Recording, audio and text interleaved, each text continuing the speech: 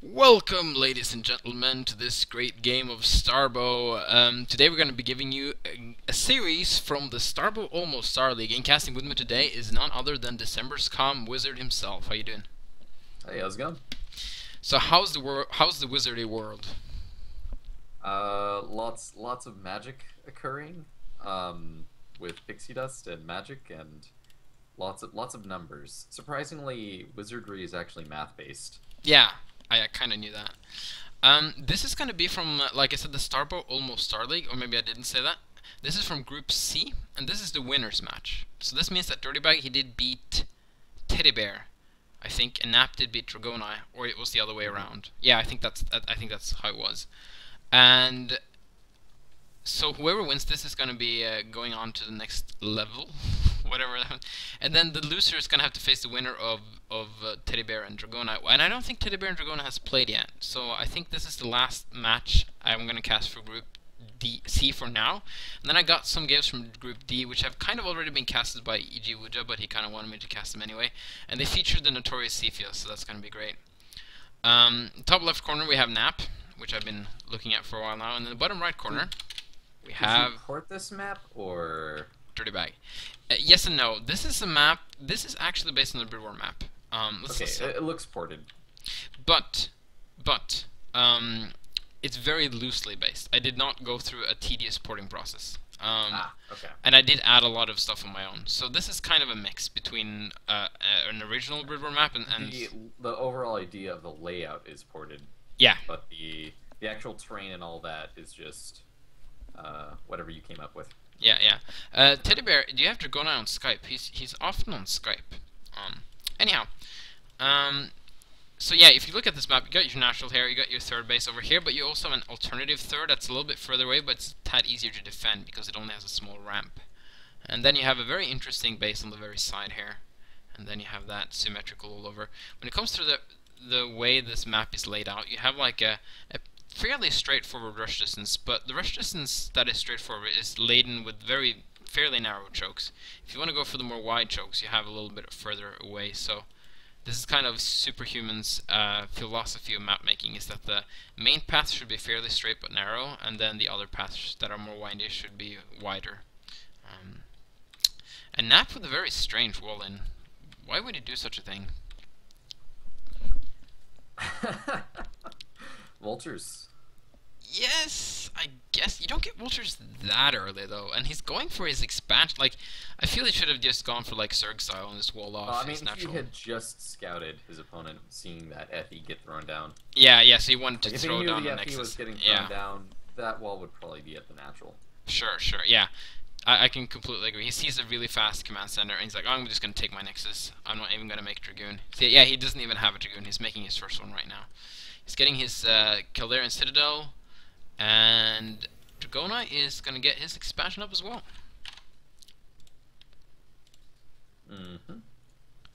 And we do have our first factory and a Rax going down for a Terran player. Gas already started up in earnest. So both players just kind of doing some relatively stable eco openers. Yeah. Another player going for anything crazy, but Nap, he is getting his Robo, so I'm expecting some Reavers. Well, it could just be for very early observers. I've seen that as well, but I hope it's Reavers, because very early observers versus Terran going 14cc, it's the recipe of a long, boring macro game. So we're gonna have... Man, I've seen some... oh, he scouted it, though. Maybe he's not gonna go for it, then. Let's see how Dirtybag reacts to this. There's no, of course, the Robo... Oh, macro games are boring. No. Macro games can be fun. Easy. But macro games that start with 14cc versus fast observers are usually boring. But we do have... macro games that start with a Reaver drop can be fun. Now, we're gonna have a Warp Prism coming out, and there's gonna be the Robo base. So even if he scouted this... even if Nap got scouted, I mean, he's still gonna go through with this. Now, Dirtybag only saw the constructing robotics. I don't know if he even clicked it, though. You can kind of assume that it's a big possibility Reavers are on his way. He's already started his engineering bay, so he's gonna be preparing for this sort of Reaver aggression. Yeah, and you might as well get your engineering bay anyway, because you can go for the LiDAR transmitter upgrade, which is never a bad thing to have. Ooh, even Warp Prism speed. So Nap's gonna go full out. He needs to get that Reaver going. Oh, there we go. So he only has like 2 Dragoons and straight to Reaver. They're both like, look at the army here. You got 2 Dragoons versus 1 tank and 2 Marines and tons of workers. Like, this is such a macro game. Yeah. Both players are just playing the absolute ecoist, techiest game ever right now. What do you think about this map in relation to Reaver drops, though? This map, you know what? The only thing I'm really scared of is that the main of Dirtybag is just so open that it would make doing anything with Reavers, you can kind of like drop anywhere above the main and just kind of launch attacks. Yeah, you're gonna have to have like. At the same time, it makes scaring Reavers away with Goliaths. If you're really on top of it, that should be no problem. Seems like he's gonna go for the angle to attack through the natural at the beginning here. We're gonna have. That's the angle that just seems the absolute hardest to drop. Well, I guess he's gonna start there because if he can get something done there, oh, he's not though. Look, that siege tank is perfectly. Well, there's a tiny gap at the very bottom left where there is a tiny opening, and that missile turret is not gonna complete in time.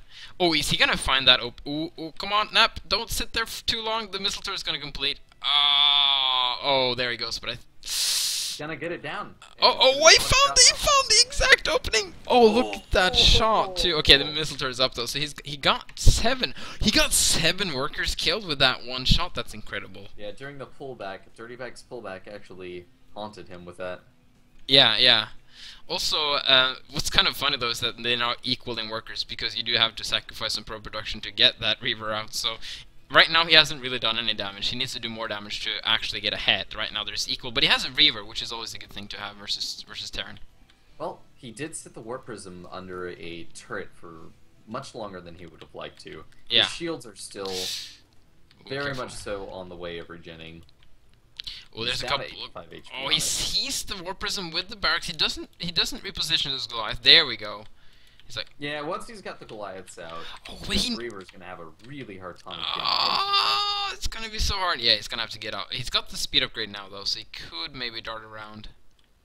Did that flower just? It's just gonna be so tough. Those Goliaths are gonna dominate that wide open area. Yeah, but he basically needed to get Goliaths from. He's even getting the range on the Goliaths. So he's really like banking.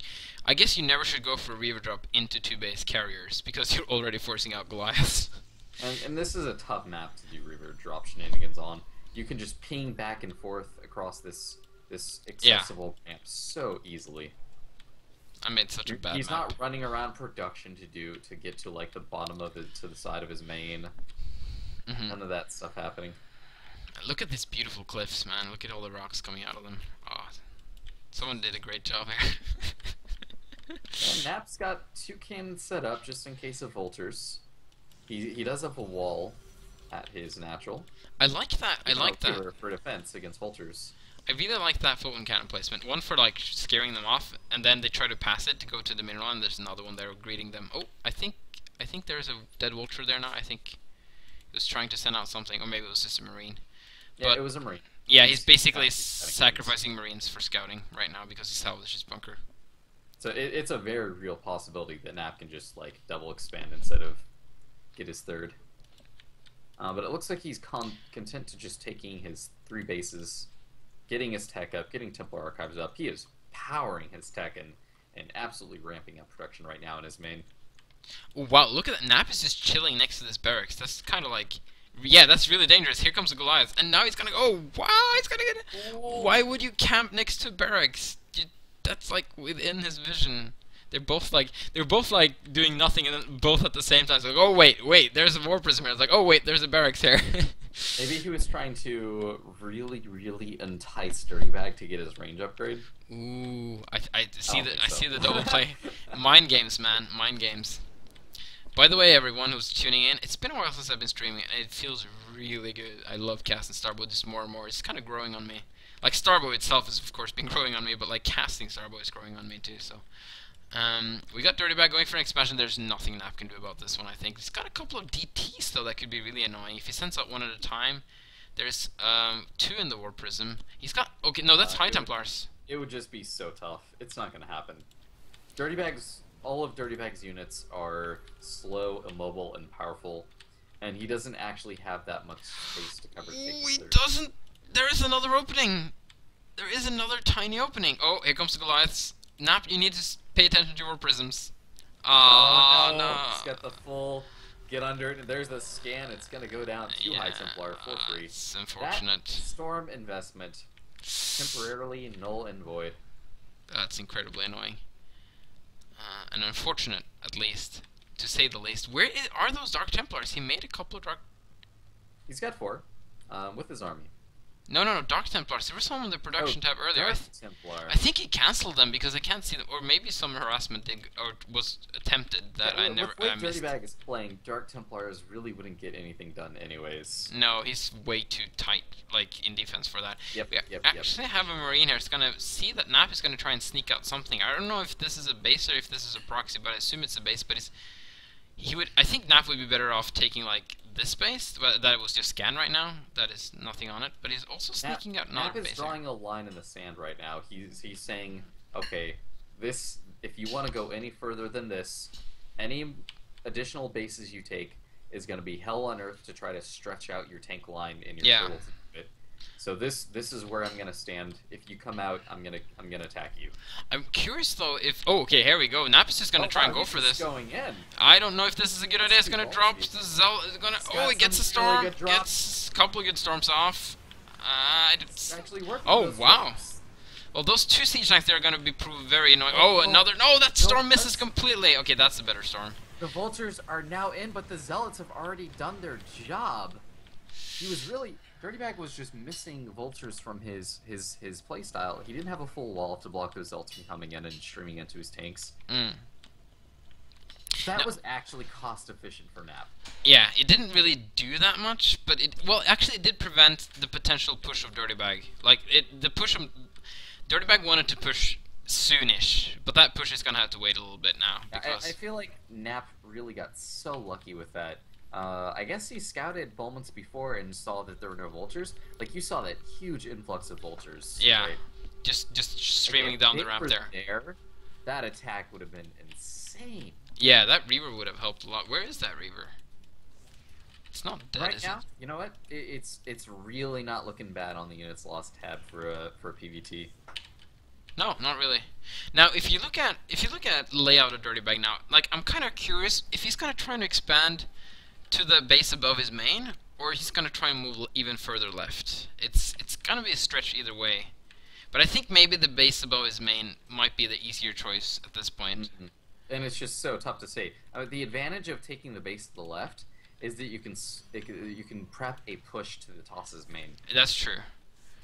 But it's okay. So Nap. Big. Oh, I actually made this map on purpose with just one pylon could block this, and there's one pylon can block the other entrance as well. Oh, but here it's gonna be dropping siege tanks in there. Ow, and he's gonna get in there. Nap's gonna have to pull his whole army. He's gonna have to pull his probes. He's gonna chronobius his cannons. Sooner. Yeah. This was. I think Nap didn't understand how big of a commitment this was from Dirtybag. I think he thought it was just a small group of vultures, and then comes the tanks and everything. Oh, there's a DT here though. That doesn't matter. There's just too many mines. Oh wow! It instantly scans it. All right. Nap just doesn't want to respond with his whole. Nap is gonna take this base. He wants to. Oh, and here comes the Reaver drop in the main base. Oh, they're so clumped up, the workers. Oh wow! He immediately responds to this, and Nap is again not paying attention to his war prism.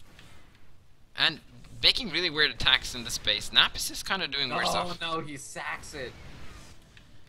Okay. He just really wants to get something done with this. Oh, he's gonna lose his. Oh, he loses the Reaver. Could have gotten a clump of 1,000,000 SCVs. Yeah. Oh my god. And now look at Dirtybag secured the top right. He's just gonna take it. Yeah, but in the meantime, Nap has been sneaking out this expansion. I don't think Dirtybag knows about this. Actually, Dirtybag has scanned this expansion. He just doesn't care about it. Yeah. He's just gonna walk right in. There's no wall. There's no defense. Nap is stubbornly holding his army back. Okay, there they go. Finally. Yeah. But I don't know if it's gonna be enough though. Here comes one Archon that's just gonna sacrifice himself for the greater good, I suppose. Dirtybag is surprised to find a base where he was supposed to expand. Wow, Nap is just killing those spider mines with the zealots. Did you see that? his vultures. Oh, very nice. Yeah, Nap is going to hold this for now. Actually, he's going to hold the base too, but he's not doing too hot on workers, so he's down to 51 while his opponent is up on 85. Oh, there's a couple of siege tanks left there that he needs to... Yeah, he's going to clean those up. Did you see those zealots streaming? I think it was when the vultures were attacking the reavers. They were just hitting one mine after the other. Oh, that storm is so late.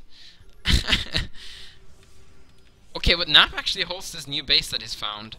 And it's going to be very annoying for Dirtybag. Dirtybag's going to eventually definitely kill this base. I don't think Nap can hold on to this. But Nap is just expanding every direction this game. Oh, if he does this right, he'll have a beautiful storm.